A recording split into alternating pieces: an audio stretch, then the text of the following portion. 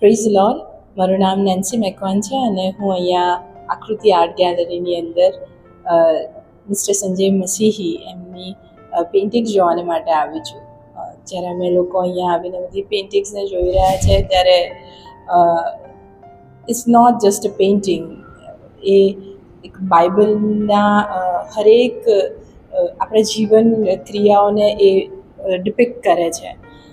બાઇબલની અંદર જે બાબતો લખવામાં આવી છે, જે રીતે પ્રભુ આવશે, આપણા પાપોની માફી અને એના પછીનું ઉદ્ધાર અને આપણું જીવન કેવું હશે, એ સર્વ બાબતો બહુ સરસ રીતે અહીંયા બતાવવામાં આવી છે. જે કલરનું કોમ્બિનેશન્સ છે અને હરેક જે બાઇબલની અંદર જે વર્ણવેલી ઘટનાઓ છે એ બધાને એટલી સરસ રીતે ચિત્રની અંદર આકાર આપવામાં આવ્યો છે કે જસ્ટ કમેન્ડેબલ.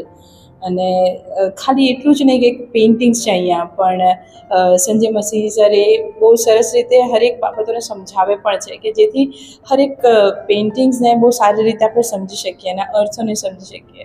અત્યારે અમે અમારી સૌથી પ્રિય જે પેઇન્ટિંગ છે અમને લાગી એની પાસે અમે ઊભા છે, જે ગેટ્સમની ની પેઇન્ટિંગ છે. એમાં હરેક બાબતો એટલી સુંદર રીતે મેજર એક કલર બ્લુ કલરને લેવામાં આવ્યો છે અને બસ એ મેજર કલરને યુઝ કરીને બહુ જ સરસ રીતે વર્ણવવામાં આવ્યું છે. એવરી સિંગલ ડિટેલ્સ કે જે રીતે અહીંયા રોમન્સ આવી રહ્યા છે, શિષ્યો ઊંઘી રહ્યા છે, પ્રભુ યીશુ પ્રાર્થના કરી રહ્યા છે અને એમની પ્રાર્થનાને દૂતો એમની સાથે છે, એમની સહાય કરે છે અને એમની પ્રાર્થનાને એમને જે ક્રૂઝ પર ચડવામાં આવેલા છે અને તેનાથી એ શૈતાનના રાજ્યનો કેવો પરાજય થનાર છે અને શૈતાનની સત્તાઓ કેટલી હલી જનાર છે, એ સર્વ બાબતો અહીંયા દર્શાવવામાં આવી છે.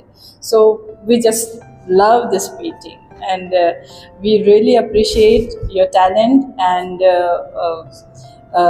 we would like to pray for you and we bless you કે તમે તમારા ટેલેન્ટને આવી રીતે ઉપયોગ કરો, આગળ વધારો અને એની પ્રભુના મહિમા માટે આવી રીતે વાપરતા રહો.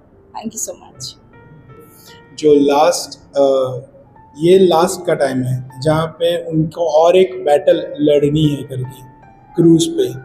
सो उसके पहले की ये जो टाइम है, हमारे लाइफ में भी ऐसा ही कुछ होता है. हमारे लाइफ में बहुत डिपिक्ट करता है ये, हम लोग देखते हैं रोज़ बरोज़ ऐसा. और जो विश्वासी लोग हैं उनके लाइफ में ये जो इमेज आपने पेंटिंग बनाया है वो कहीं ना कहीं रहता है.